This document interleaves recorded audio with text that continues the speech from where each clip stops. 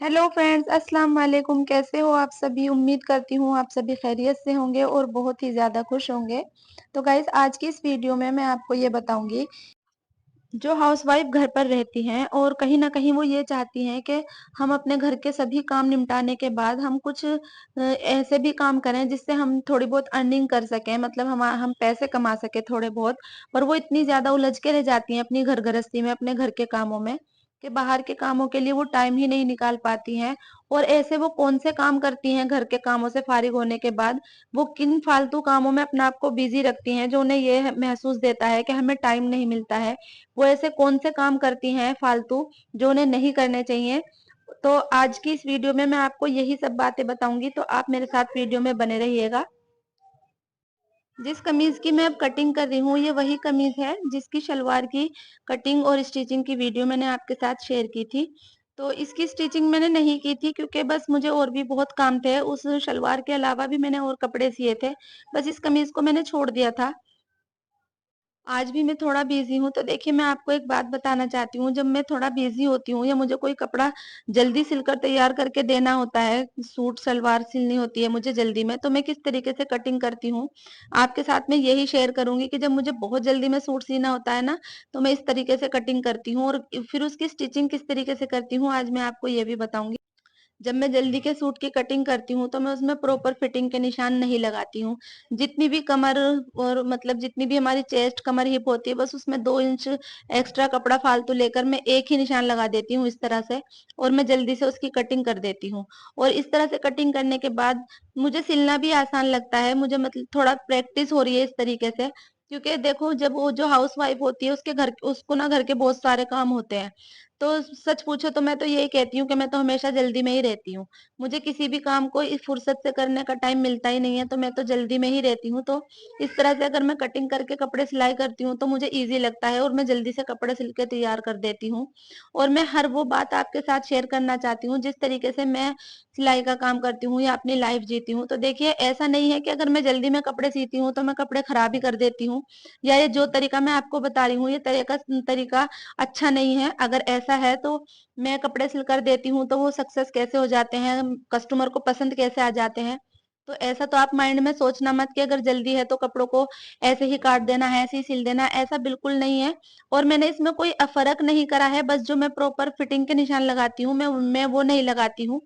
Fitting से 2 inch extra कपड़ा लेकर मैं सिर्फ एक ही निशान लगाती हूँ, और फिर मैं कट स्टिचिंग किस तरीके से करती हूँ वहां पर मैं प्रॉपर फिटिंग ले लेती हूँ, वो मैं आपको अभी बताऊंगी।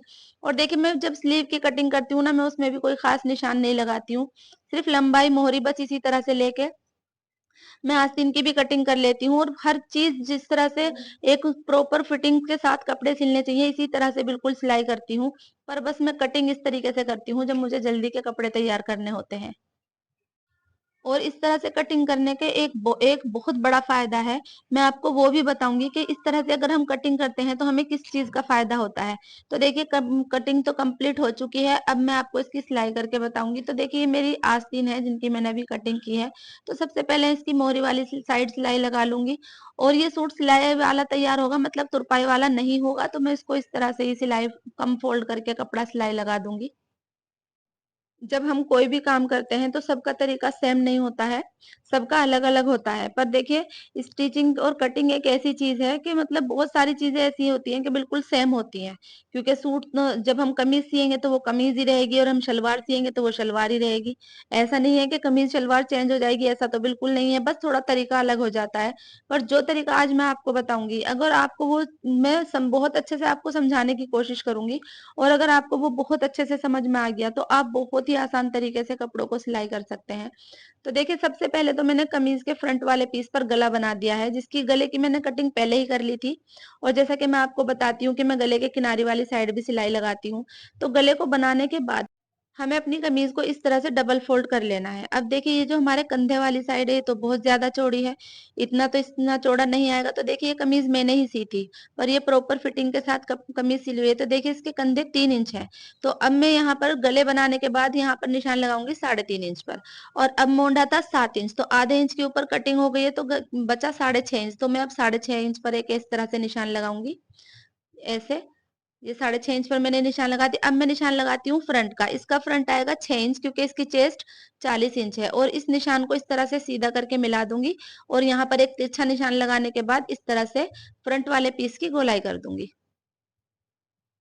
अब यहाँ पर फायदे वाली बात है, देखिए इस तरह से क्या फायदा होता है। तो देखिए जब हम, मतलब जो बिगनर्स होते हैं, और ऐसा नहीं है, बड़े बड़े टेलर से भी गलती हो जाती है, जब हम प्रॉपर कटिंग करते हैं बिल्कुल, और हम गला बनाते हैं, मान लीजिए वो गला हमसे थोड़ा टेढ़ा हो गया, मतलब हमसे आड़ा वो गला बन गया, और हम उसको फिर बीच में से फोल्ड करेंगे या अपने कंधे जोड़ेंगे, फिटिंग का निशान लगाएंगे, तो हम, हमारे पास तो एक्स्ट्रा कपड़ा ही नहीं है, और हमसे हो गई गलती, तो हम कपड़ा वहां पर कैसे लेकर आए। और अगर इस तरह से, जिस तरीके से मैंने आपको बताया है, इस तरह से हम गला बनाने के बाद, अगर मान लीजिए हमारा, हमसे गला थोड़ा इधर उधर भी हो जाता है, तो हमारे पास इतना कपड़ा होता है कि हम उसमें से अपना प्रॉपर कपड़ा निकाल सकते हैं। पर अगर हमारे पास पहले ही कपड़ा का हम बिल्कुल नाप के काटेंगे और हमसे गलती हो गई है, तो फिर हम कैसे करेंगे। और देखिए मैं ये भी नहीं कह रही हूँ कि ये बिल्कुल मतलब इसी तरह से आपको काम करना है। सबके बहुत सारे तरीके होते हैं, ये मेरा एक अपना तरीका है। मैं आपको सिर्फ ये समझाने की कोशिश कर रही हूँ कि अगर आप चाहें तो इस तरीके से भी कर सकती हैं। और देखिए ऐसा भी नहीं है कि बस मैं इसी तरीके से सिलाई करती हूँ, मैंने बहुत सारी वीडियो अपलोड कर रखी हैं, हर तरीके से मैं सिलाई करती हूँ। पर जो मैं मेरा मानना है, जब मुझे जल्दी होती है तो मैं इसी तरह से कटिंग करके कपड़े सिल लेती हूँ। और ऐसा भी नहीं है कि इस तरीके से सिलने से कपड़े खराब हो जाते हैं। बहुत, बिल्कुल बहुत अच्छी फिनिशिंग आती है, बहुत अच्छी फिटिंग आती है, क्योंकि सब कुछ नाप प्रॉपर होता है, सिर्फ कटिंग थोड़ी मैं अलग कर देती हूँ।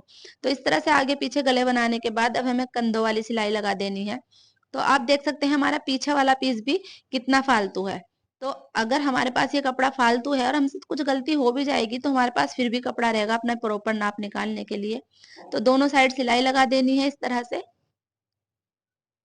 और जो भी मेरी वीडियो को देखते हुए यहाँ तक आए, उनका दिल से थैंक्स बोलती हूँ मैं उनको। और प्लीज मुझे कमेंट करके जरूर बताइएगा कि आपको ये वाला तरीका कैसा लगा, जो तरीका आज मैंने आपके साथ शेयर किया है। तो देखिए दोनों तरफ से कंधों को जोड़ने के बाद कमीज के ऊपर फिटिंग के निशान लगा लेने हैं। ये इसके ऊपर भी मैंने वीडियो बना रखी है कि हमें किस तरह से सेंटर में निशान लगाने के बाद अपनी फिटिंग के निशान लगाने हैं। तो चेस्ट है 20 इंच, तो 20 इंच पर मैंने निशान लगा दिया है। उनका कद थोड़ा छोटा है, तो कमर उनकी 13.5 इंच पर आएगी। तो 13.5 इंच पर इस तरह से दोनों तरफ निशान लगाने के बाद, कमर उनकी 17 इंच है, तो 8.5 बीच सेंटर पर रखना है, और एक निशान इधर और एक निशान 17 पर लगा देना है इस तरह से। इसके ऊपर मैंने वीडियो बनाई है कि इस तरह से किस तरह फिटिंग के निशान लगाते हैं। तो बस इस तरह से फिटिंग के निशान लगाने के बाद हम फिटिंग लगा देंगे इस कमीज में। इसी तरह से हिप के भी निशान लगाने हैं, बीच में सेंटर कर लेना है, और फिर दोनों साइड हिप के निशान लगा देने हैं। और निशान को इस तरह से मिला देना है अपनी फिटिंग के हिसाब से, और फिर हमें इस निशान के ऊपर सिलाई लगा देनी है। अब मैं आपको बताती हूँ कि वो ऐसे कौन से काम हैं जो घर पर रहती हैं हाउस वाइफ, वो अपने घर के काम निपटाने के बाद ऐसे कौन से फालतू काम करती हैं जिससे उनको ऐसा लगता है कि हम व्यस्त हैं, हमें टाइम ही नहीं मिल पाता है। जो महिलाएं अभी तक सिर्फ सोचती हैं कि हमें बाहर का कोई काम करना है, और उन्होंने भी काम की शुरुआत नहीं की है, तो वो क्या करती हैं, घर के सभी काम निपटाती हैं, या तो टीवी चलाकर बैठ जाती हैं घर के काम निपटाने के बाद, या मोबाइल लेकर बैठ जाती हैं, या फिर कोई उनके घर में कोई और होता है, या मोहल्ले पड़ोस में, तो उनके पास बैठकर बातें करने लग जाती हैं। तो ये, और इन बातों में ना ऐसा लगता है कि हम मोबाइल देख रहे थे, हम टीवी देख रहे थे, या हम उनसे कुछ बात कर रहे थे, और उन्हें ऐसा लगता है कि हमें टाइम ही नहीं मिलता। घर के काम निपटाने के बाद आप इन कामों में लग जाती हो, और फिर मान लीजिए सुबह का काम निपटा तो फिर दोपहर का, और दोपहर का निपटा तो शाम का। इसी तरह से आपको ऐसा लगता है कि हम इतने व्यस्त हैं, और सारा टाइम ऐसे ही निकल जाता है। तो देखो फिटिंग के निशान लगाने के बाद कमीज को फिर से दोबारा से इस तरह से हमें फोल्ड करना है, बिल्कुल हर चीज को मिलाते हुए इस तरह से। अब देखिए जो हमारे पीछे वाली कमीज का एक्स्ट्रा कपड़ा है, चेस्ट की तरफ निशान लगाना है और कंधे की तरफ, और बीच में से 1 इंच का फालतू निशान लगाना है, और इसकी कटिंग कर देनी है इस तरह से।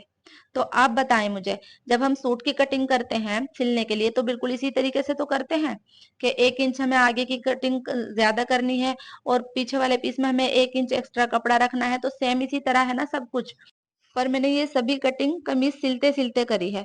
तो आप मुझे बताएँ प्लीज़ कि आपको ये तरीका कैसा लगा? जो हमारी कंधे वाली सिलाई है उस पर हमें दोबारा सिलाई लगा देनी है, क्योंकि डबल सिलाई लगानी चाहिए। देखिए, सभी को ऐसा महसूस होता है, सब ऐसा सोचती हैं कि हम अपने घर के सभी कामों से फ़ारिग होने के बाद, हम थोड़ा-सा आराम कर लें या मोबाइल देखें, टीवी देखें। पर देखो, अगर हमें कोई बाहर का काम करना है, तो जो भी बाहर का काम करने की सोच रही हैं, तो वो ये वाली बात बिल्कुल मन में सोच लें और इस बात के लिए बिल्कुल अपने दिल को पक्का कर लें कि इस तरह की चीज़ों के लिए उन्हें टाइम नहीं मिलने वाला है। क्योंकि एक हाउसवाइफ़ होती है, एक जो एक औरत होती है, उसके ऊपर इतनी ज़िम्मेदारियाँ होती हैं कि वो सिर्फ उनको सबको ही पूरा करते-करते पूरा दिन हो जाता है और उसी में फिर अगर आप कोई बाहर का भी काम करना चाहती हैं, तो आपको बिल्कुल भी इन चीज़ों के लिए टाइम नहीं मिलेगा। और देखिए, कुछ हासिल करने के लिए तो मेहनत तो बहुत ज़्यादा करनी पड़ती है।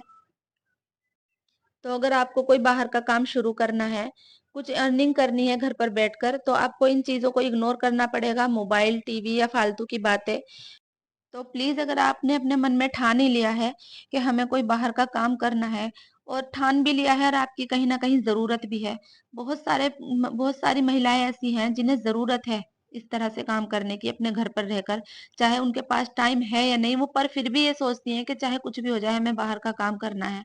तो प्लीज़ ये सभी चीज़ें छोड़ दीजिए और अपने काम की शुरुआत कीजिए। जब आप करने लगेंगे तो आपको खुद से आदत हो जाएगी अपने काम के लिए टाइम निकालने की। तो आज आपको मेरी वीडियो कैसी लगी, मुझे वीडियो कमेंट करके ज़रूर बताइएगा और मिलते हैं नेक्स्ट वीडियो में। आज के लिए बस इतना ही। अल्लाह हाफ़िज़।